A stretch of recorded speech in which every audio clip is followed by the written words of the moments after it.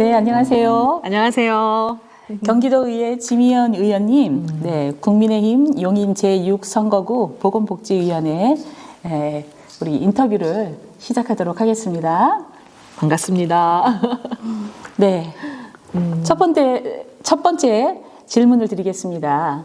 의원님, 먼저 본인 소개 그리고 현재 맡고 계신 역할에 대해서 간단히 말씀해 주시겠습니까? 네. 안녕하십니까. 저는 용인 출신 경기도의원 생활 정치인을 표방하고 나온 상현 1동과 상현 3동을 지역구로 하고 있는 지미연입니다. 뭐랄까요, 이렇게 오래간만에 방송을 통해서 인사드리게 됐습니다. 좀 떨리고, 좀 어색하고, 좀 긴장된 게 크지만, 언제나처럼 제 있는 모습 그대로 진솔하게 보여드리겠습니다. 저는 경기도 의회는 이번에 재선 9대 때 하고 10대 때는 낙선을 했고 11대 때 다시 재선을 해서 전반기에는 기획재정위원회에서 위원장으로 역할을 했고요. 후반기에는 여러분의 도민 여러분들의 가장 큰 삶에 하고 맞닿는 부분이라고 할 수 있죠. 보건복지위원회에서 활동하고 있습니다. 앞으로 좋은 효과가 도민들한테 그러니까 피부에 와닿도록 정책이 와닿을 수 있도록 열심히 노력하고 있으니까 지켜봐 주시고요. 함께 해 주시기 바랍니다. 용인 출신 지미연입니다. 여러분 반갑습니다. 네, 두 번째 그럼 질문을 드리도록 하겠습니다. 네, 이번 11대 경기도의회에서 의원님께서 특히 중요하게 생각하고 계신 의정 과제가 있을 텐데요. 네, 어떤 것들인지 말씀해 주시고 또 그 방향에 맞춰서 어떤 활동들을 이어오고 계신지도 궁금합니다.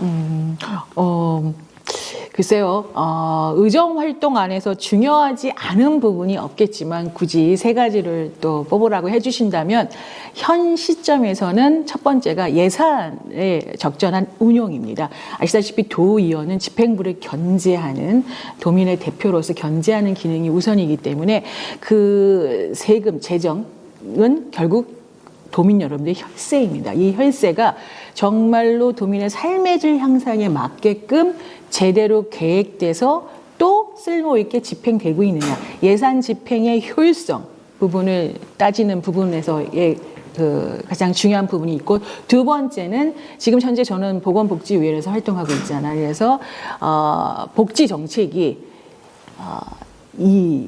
뭐랄까 사용자 중심으로의 전환.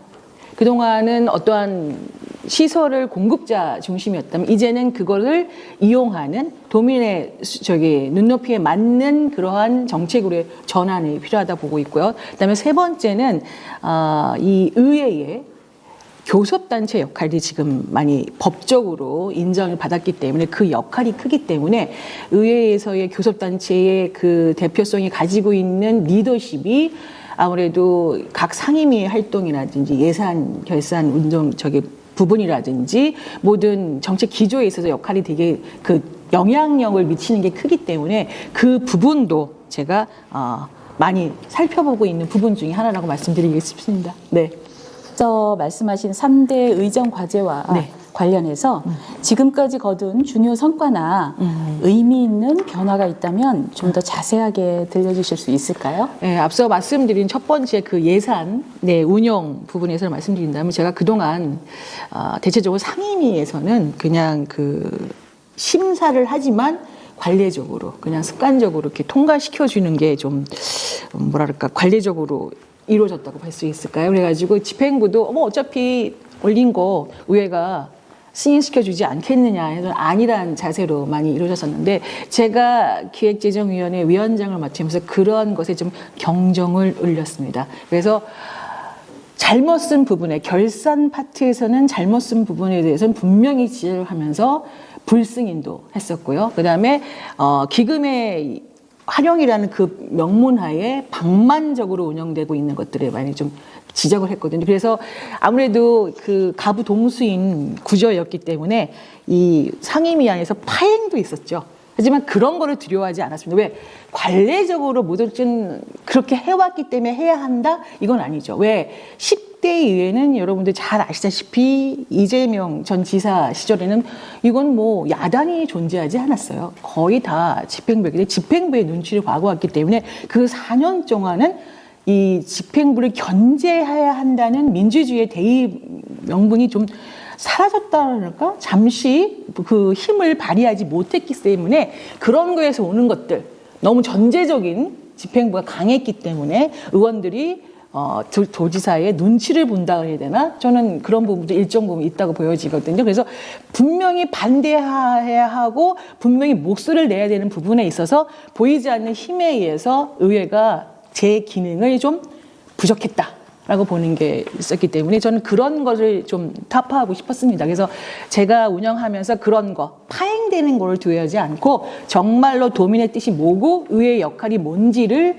제가 말씀드리려 했다는 거 그거 한번 말씀드리고 싶고요. 덧붙여서 제가 지난 2월에는 잘 아시다시피 그 극조 신용대출 사업. 그게 아마 아시다시피 그 정말 이거는 이재명 표 선심성 포퓰리즘 졸속 정책 중에 하나거든요. 그래서 그 부분에 대해서도 제가 문제점을 5분 발언하기도 했고 그 복지재단의 그 방만한 운영하고 무책임한 행정 이런 거에서 한번 좀 이왕이면 제대로 정말 극조 신용자들이 어떻게 경제적으로 편안하고 안정되게 삶을 이룰 수 있는지 그것을 마련하라는 거 실효성 있는 지원이 될 수 있도록 제가 촉구한 게 있습니다.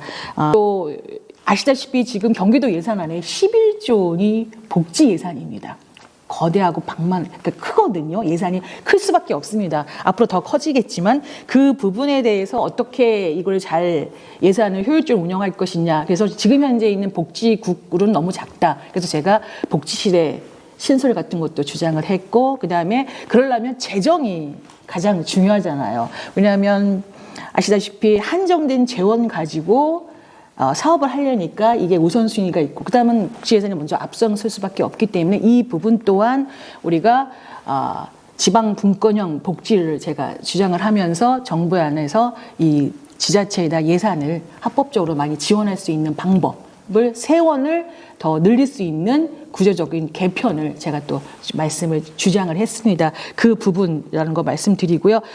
마지막으로 제가 교섭단체 말씀드렸잖아요. 그래서 그 부분은 의회 운영의 효율화 방안이라고 말씀드리고 싶은데 아까 말씀드린 그대로예요. 그 어떤 의회 운영이 교섭단체 리더십에서 많이 영향을 미치기 때문에 그것이 또 한쪽 그걸로 끝나는 것이 아니라 의회의 운영의 효율화 방안으로 끝나는 것이 아니라 도민의 복지와 교육, 경제, 안전 등 도민의 삶에 영향을 많이 미치기 때문에 리더십 특성이 의회의 효율성과 공정성에 어떤 영향을 미치는가에 대해서 이왕이면 좀 전문가의 의견을 들어서 한번 우리 살펴보자 해서 제가 이번에 연구 용역도 제가 발주를 해서 제가 좌장으로서 책임 연구를 하고 있거든요. 그래서 그러한 연구 영역의 결과가 나올 때까지 한번 또 제가 한번 지켜볼 거고 9대, 10대, 또 11대 제가 있는 11대, 그다음에 11대, 12대 다음에 내년에 지방선거를 통해서 오실 우리 국민의힘 구성원들이나 이 민주당 구성원들이 이런 자료를 토대로 해서 어떻게 하면 더욱더 도민을 위해서 필요한 정책들이 더 도민 곁으로 찾아갈 수 있게끔 노력할 수 있는 어떤 텍스트북 운영, 교섭단체 운영의 어떤 텍스트북이 될 수 있도록 제가 지켜볼 예정입니다. 그래서 경기도와 도의회가 함께 협력해 정책을 만들고 또 평가하려면 어떤 제도적 운영 방식이 가장 바람직하다고 보시는지요? 우선 한마디로 말씀드리자면 소통이 가장 중요하거든요. 소통도 어떠한 소통이냐? 형식적인 것이 아니라 실질적인 소통이 돼야 한다고 생각을 합니다. 그 실질적인 소통을 하려면 아무래도 양 기관, 의회와 집행부가 어떠한 협의체 등을 구성하고 그 협의를 통해서 그 논제가 충분히 서로 상호 토론을 해서 논의가 이루어질 필요성이 있다고 하기 때문이라고 생각합니다. 그래서 그런 점에서는 현재 의회하고 도청하고 경기도 교육청이 구성한 여회정 협의체가 그 롤 모델이 될 수 있다고 생각하는데요. 의회의 여당과 야당 또 그 교섭단체 그리고 집행부가 함께 이 대립을 이루는 주요 정책에 대해서 예산과 추진 방향 등에 대해서 논의하는 그런 구성한 그 협의체인데 이게 아마 시작된 지 얼마 안 됐을 거예요. 하지만 이런 것들이 조금씩 성과를 내고 있기 때문에 완전히 같을 수는 없겠지만 이러한 스타일로 의회의 각 상임위원회에서도 이런 소관 집행부와 실국 간의 협의체를 구성하고 그 안에서 실질적인 논의를 한다면 아무래도 형식적인 어떤 소통보다는 훨씬 좋은 효과를 내서 도민을 위해서 보다 더 나은 정책이 실현될 수 있는 기회가 오지 않을까 생각합니다. 그래서 형식적인 것 말고 그냥 소통합시다 말고 진짜 터놓고 얘기할 수 있는 실질적으로 힘을 가지고 있는 대리자가 아닌 실질적으로 집행부 내에서는 그 논의된 부분에 대해서 도지사한테 직언할 수 있는 분들이죠. 나오고 의회는 마찬가지로 약속된 부분은 지킬 수 있게끔 하는 부분 그러한 소통이 더 원만하게 이루어지는 게 필요하지 않을까 그렇게 생각합니다. 네. 활동을 하시면서 지역 주민들과 함께한 일 중에서 특히 기억에 남거나 보람을 느끼셨던 순간이 있다면 어떤 때였을까요? 여러 가지가 있겠습니다.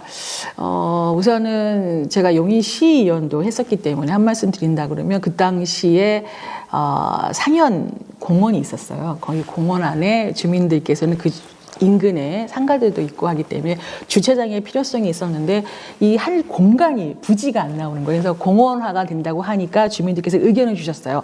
공원에 지하 주차장을 한번 만들어 보거라. 근데 이게 그 당시만 해도 예산이 참 많이 소요가 됐습니다. 지금은 그 당시만 해도 샘플이 서울에 있는 것도 많다 이거였거든요. 그래서 근데 많은 반대가 있는 거예요. 공원에 지하 주차장을 하게 되면 청소년 우번 범죄가 생긴다. 어두컴컴하기 때문에 문제점이 생긴다. 반대가 찬성 원하시는 분들보다 목소리는 더 많이 내신 거예요. 하지만 이건 분명히 필요한 사업이었고 또 주민이 원하시는 사업이었기 때문에 저는 끝까지 밀고 나갔습니다. 그게 어쩌면 저 지미언일 수 있거든요. 그래서 결국은 완성을 시켰습니다. 그리고 지금 이용도가 아주 좋습니다. 그래서 지금도 그 말씀을 하세요. 너였기 때문에 그것을 했었다. 그 말씀을 주실 때 가장 뿌듯했고 가장 최근에는 저희 지역구는 아시다시피 좀 젊은 층들이 계셔서 학부모를 둔 분들이 많이 계십니다. 그 중에 얘가 그 교통 안전에 대한 거가 많이 중요하겠다 보니까 학교 앞에 이 횡단보도가 있는데도 이게 요즘 동시 신호가 되면 서로 대각선으로 이렇게 움직일 수가 있잖아요. 근데 그 대각선 신호가 그 표시가 되어 있지 않다 보니까 이게 좀 너무 좀 위험한 거예요. 그러니까는 신호를 지킨다고 말을 할 수 있는데도 분명은 선이 아닌 곳을 아이들이 이렇게 건너야 되기 때문에 또 불안한 위험성이 있잖아요. 그래서 학생들 스스로가 이런 것 좀 한번 우리 실무로 하겠다 해가지고 본인들이 건의안을 만들기 위한 서명 운동을 시작을 했어요. 그래서 너무 얼마나 이쁘고 대견합니까? 그래서 같이 나가서 아침에 아이들과 함께 서명도 받고 그래서 학생들을 그걸 가지고 경찰서로 갔어요. 왜냐하면 횡단보도이기 때문에 경찰서하고 협의가 필요하거든요. 그래서 그 부분은 학생들은 경찰서로 서명부를 제출하고 저는 또 그걸 받아서 의회에다가 청원제를 통해 가지고는 이 문제를 해결했습니다. 그래서 아이들은 아이들 스스로 진짜 민주주의의 하나의 풀뿌리 민주주의 하나를 실천한 거죠.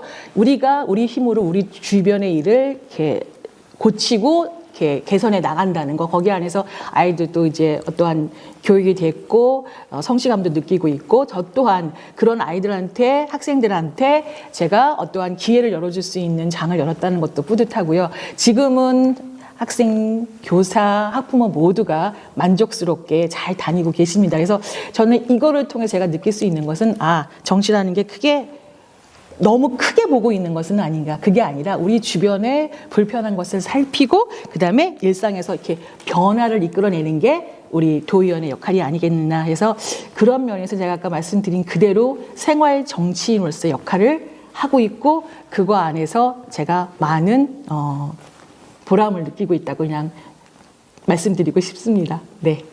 여성과 청년의 정치 리더십 확대라는 부분도 요즘 많이 주목받고 있는데요.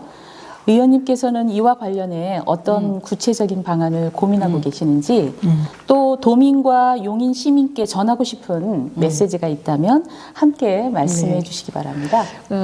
지금은 예전보다는 많이 나아졌다고 여성이나 젊은 분들의 정치 참여가 나아졌다고 말씀하시지만 그래도 여전히 좀 어렵습니다. 보이지 않는 유리벽 같이 이 견고한 유리벽처럼 있는 것 같아가지고 접근하기도 어렵고 하지만 또 뭐 젊은 사람들이 뭘 아냐 뭐 이렇게 말씀하시는 분들도 아직도 좀 계세요.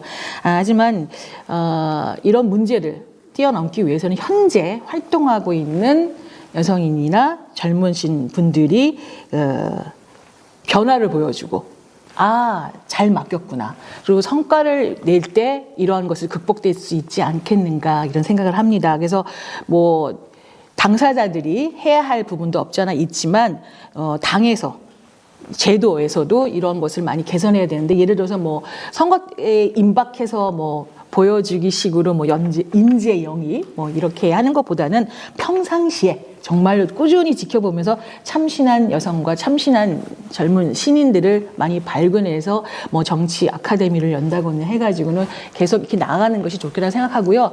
무엇보다는 아까 말씀 그대로예요. 현재 하고 있는 여성과 젊은 정치인들이 보다 더 적극적으로 해서 어필을 해서 그러니까 일을 잘 해내고 성과를 내서 도민들로부터 역시 잘 맡겼구나. 그 말이 나오게끔 일한다는 거. 그래서 저 또한 도민 여러분들부터 지미연이 이렇게 뽑아놓고 나니까 잘하네. 여자기 때문에 훨씬 더 똑부러지고 어떠한 외압에 굴복하지 않고 해내는구나.